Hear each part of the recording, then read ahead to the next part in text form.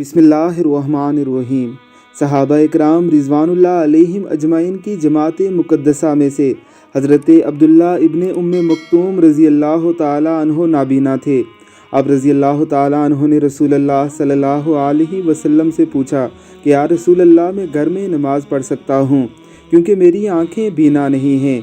आप अलैहिस्सलातु वस्सलाम ने इरशाद फरमाया कि तुम मस्जिद में जमात से नमाज़ पढ़ो, अगरचे तुम्हें अपने घर से मस्जिद तक डोरी बांधकर उसके साथ साथ चल कर आना पड़े।